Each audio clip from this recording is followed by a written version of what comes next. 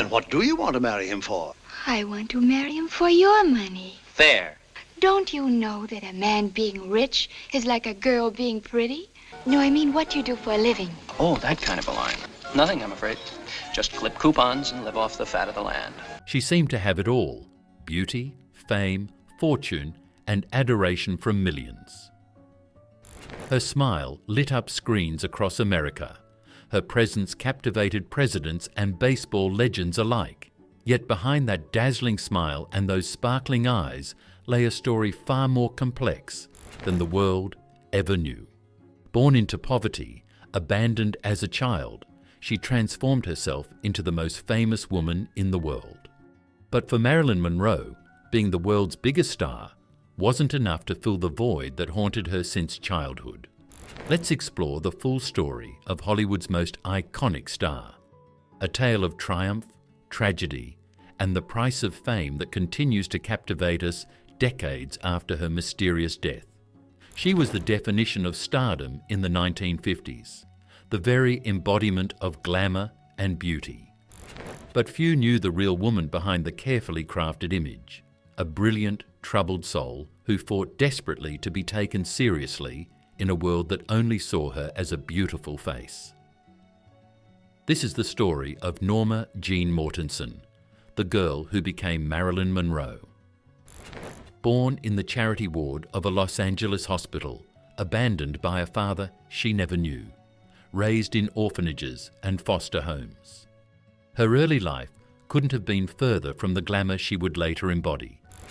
But even as a young girl, Norma Jean had something special, a spark that would one day captivate the world. Early life. On June 1st, 1926, in Los Angeles County Hospital, a baby girl was born who would later become the world's most famous movie star. Her mother, Gladys Pearl Baker, was a film cutter at RKO Studios who struggled with mental health issues throughout her life. The identity of her father remained a mystery that would haunt Marilyn until her final days. Life was anything but stable for young Norma Jean. Her mother, unable to care for her, placed her with foster parents Albert and Ida Bolender when she was just 2 weeks old. The deeply religious couple raised her for the first 7 years of her life. While they provided a stable home, warmth and affection were often lacking. Young Norma Jean would spend hours staring at a photo of a mysterious man her mother claimed was her father, dreaming of the day he might come to find her. In 1933, Gladys finally felt stable enough to retrieve her daughter and bought a small house in Hollywood. But this brief period of mother-daughter bonding wouldn't last. Just months later, Gladys suffered a mental breakdown and was institutionalized. This began a painful chapter of Norma Jean's life, bouncing between orphanages and foster homes, never knowing where she truly belonged. One of her guardians, Grace McKee, would later share stories about young Norma Jean's early fascination with movies. She would spend hours in front of the mirror, practicing expressions and movements she'd seen on the silver screen. Grace would tell her, "You're going to be a beautiful girl when you grow up," and showed her pictures of Jean Harlow, telling her she could be just as glamorous one day. But life in foster care was often harsh. In some homes, she faced abuse and neglect. To escape the pain of her reality, young Norma Jean retreated into a world of fantasy, creating elaborate stories and characters. This early talent for imagination would later serve her well in Hollywood, though the emotional scars of her childhood would never fully heal. By age 16, Norma Jean faced a choice: return to the orphanage or get married. She chose marriage, wedding her neighbour James Dougherty in 1942. Years later, Dougherty would recall, "She was a sweet, generous and religious girl. She liked to be cuddled." But this teenage marriage, born of necessity rather than love, was destined to be just the first chapter in a complex romantic life that would later include some of the most powerful men in America. Little did anyone know that this fragile, dreamy-eyed girl from the orphanages of Los Angeles would soon transform herself into Marilyn Monroe, the most celebrated sex symbol of the 20th century. But that transformation would come at a price that perhaps not even young Norma Jean could have imagined. Rise to fame, 1945 to 1950. While her young husband was serving in the Merchant Marine during World War II, Norma Jean took a job at the Radioplane Munitions Factory. It was here that fate stepped in the form of a photographer named David Conover. The army had sent him to photograph women contributing to the war effort, but what he captured that day would change Hollywood history forever. Conover was struck by the natural beauty and photogenic quality of the young Mrs. Doherty. He began photographing her, and soon she was earning more money modelling than she made at the factory. Those first black and white photographs revealed something special, a rare ability to connect with the camera that would later enchant millions. By 1946, Norma Jean had divorced Dougherty and signed with Blue Book Modelling Agency. The agency suggested she lighten her naturally brunette curls to blonde, creating the signature look that would become legendary. Her new hair colour, combined with her natural charm and radiant smile, made her one of the agency's most popular models. Soon her face was appearing on dozens of magazine covers. But Norma Jean had bigger dreams than modelling. She wanted to be a movie star, like her childhood idol Jean Harlow. Studio executives suggested another transformation, a new name to match her new look. And so, inspired by the Broadway star Marilyn Miller and her mother's maiden name Monroe, Marilyn Monroe was born. Her early days in Hollywood were far from glamorous. She took acting classes, studied voice and movement, and went on countless auditions. Studio executives would later admit they initially saw her as just another pretty face. But Marilyn was determined to prove them wrong. She studied with acting coaches, read extensively, and worked tirelessly to improve her craft. Her first film contract with 20th Century Fox in 1946 paid her just $125 per week. The studio dropped her after a year. But Marilyn refused to give up. She continued modelling, took more acting classes, and went to every industry event she could find. She knew that in Hollywood, being seen was half the battle. Then came the role that would change everything. In 1950, a small part in The Asphalt Jungle caught critics' attention. Her brief screen time as Angela Finlay showed a vulnerability and sensuality that seemed entirely natural. Suddenly, Hollywood began to take notice of the blonde bombshell who had been right under their noses. This was followed by another memorable performance in All About Eve, where she held her own alongside established stars like Bette Davis. The girl from the orphanages was on her way to becoming one of the most famous women in the world. But fame would prove to be a double-edged sword. Golden Era, 1950 to 1956. The 1950s would transform Marilyn Monroe from a promising starlet into a global phenomenon. Her breakout role came in 1953 with Gentlemen Prefer Blondes, where she immortalized the phrase, "Diamonds are a girl's best friend." Audiences were captivated by her unique blend of innocence and sensuality, a combination that would become her trademark. That same year, she appeared as the first Playboy centerfold, featuring photos taken years earlier when she was still a struggling actress. The magazine's creator, Hugh Hefner, would later be buried in the crypt next to hers, a final twist in Hollywood's endless web of coincidences. But it was 1955 that gave us perhaps the most iconic image of Marilyn and of the entire 20th century. While filming The 7-Year Itch, she stood over a subway grate as her white dress billowed up around her.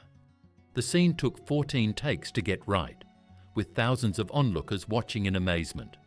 Her then-husband, Joe DiMaggio, the legendary baseball player, was among them, and was reportedly furious at the public display.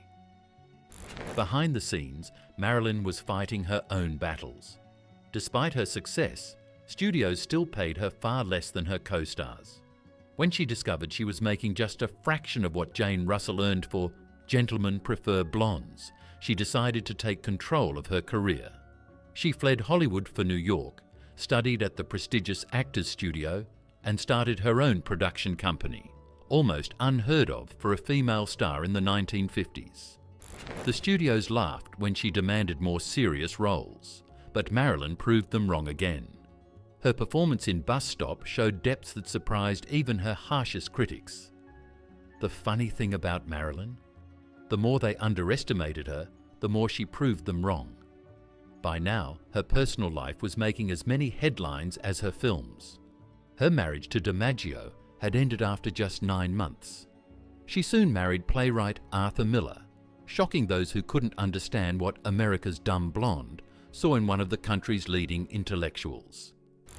But Marilyn had always been a voracious reader, with a personal library of over 400 books. The late 1950s brought her greatest critical success. Some Like It Hot earned her a Golden Globe, and critics finally began to acknowledge what audiences had known all along. Marilyn Monroe was a truly gifted performer, but success came with a price. Her dependence on pills to sleep, to wake up, to calm her nerves, was growing stronger. The pressure of being Marilyn Monroe was beginning to take its toll. Darker chapters of her story. As the 1960s dawned, Marilyn Monroe was at a crossroads. Her last completed film, The Misfits, written by her husband Arthur Miller, would prove prophetic in its portrayal of damaged souls searching for meaning. During filming, her marriage to Miller was crumbling, and her reliance on prescription medications was becoming increasingly apparent. Her behavior on set became more erratic. She would show up hours late, forget her lines, and sometimes be too anxious to leave her dressing room. But when the cameras rolled, the magic was still there. Director John Huston would later say, she wasn't acting, she was living the role. Her co-star Clark Gable died just days after filming ended, another tragedy in Marilyn's increasingly troubled life. Then came the mysterious connections to the Kennedy family. Her sultry rendition of Happy Birthday to President John F. Kennedy at Madison Square Garden in 1962 became instant legend. Wearing a dress so tight it had to be sewn onto her, she sang in her breathiest voice, creating one of the most talked about moments in both political and entertainment history. But behind the glamour, Marilyn was falling apart. Her phone was tapped, her house was bugged, and her diary went missing. She would tell friends she had secrets that made her dangerous to certain powerful people. What those secrets were, we may never know. On August 5, 1962, Marilyn was found dead in her home at 12,305 5th Helena Drive in Brentwood, California. She was just 36 years old. The official cause was listed as probable suicide from an overdose of barbiturates, but questions and conspiracy theories persist to this day. The girl who grew up with nothing died with an estate worth millions, yet her funeral was arranged and paid for by her ex-husband, Joe DiMaggio. For 20 years after her death, he had roses delivered to her crypt twice a week. When asked why, he simply said, "I promised her I would never let her be alone." Marilyn once said, "Everyone's childhood plays itself out. No wonder no one knows the other or can completely understand." Perhaps that's the key to understanding Marilyn Monroe, the lost little girl who became the world's most famous woman, yet never quite found what she was looking for. Lasting legacy and cultural impact. Her image appears on everything from t-shirts to coffee mugs. Her films still enchant new generations, and her story continues to captivate millions around the world. Marilyn Monroe's influence on popular culture has only grown stronger with time. Andy Warhol's famous portrait series of Marilyn became almost as iconic as the star herself, cementing her status as not just a movie star, but a symbol of American pop culture. Every blonde bombshell who followed, from Madonna to Anna Nicole Smith, has lived in her shadow. Even today, stars like Kim Kardashian make headlines when they wear her dresses or reference her style. But perhaps Marilyn's most powerful legacy isn't in the glamour she portrayed, but in the darker truths her life revealed about fame and Hollywood. She was one of the first celebrities to speak openly about childhood trauma, one of the first women in Hollywood to form her own production company, and one of the first stars to publicly challenge the studio system. Her personal library of over 400 books, many of them first editions of classic literature, challenged the dumb blonde image she was forced to portray. Her struggle with mental health and addiction, once hidden from public view, is now seen as a tragic precursor to the challenges many celebrities still face today. In death, as in life, Marilyn remains a paradox, the most famous woman in the world who felt desperately alone, the sex symbol who longed to be taken seriously, the movie star who never found true happiness. As she once said, "I knew I belonged to the public and to the world, not because I was talented or even beautiful, but because I had never belonged to anything or anyone else." Today, when you visit her crypt at Westwood Village Memorial Park, you'll still find fresh flowers from fans. Her films continue to be discovered by new audiences. Her quotes are shared on social media, and her story continues to inspire books, movies, and documentaries. Perhaps the real Marilyn Monroe, not the movie star, but the sensitive, intelligent woman who read Whitman and studied with Lee Strasberg, would be surprised to know that she's remembered not just for her beauty, but for her strength, her determination, and her humanity. Well, friends, this was our tribute to Marilyn Monroe, the girl who dreamed of becoming a star and ended up becoming a legend. Share your favourite Marilyn Monroe movie in the comments below, and don't forget to subscribe to our channel for more stories about Hollywood's most unforgettable stars.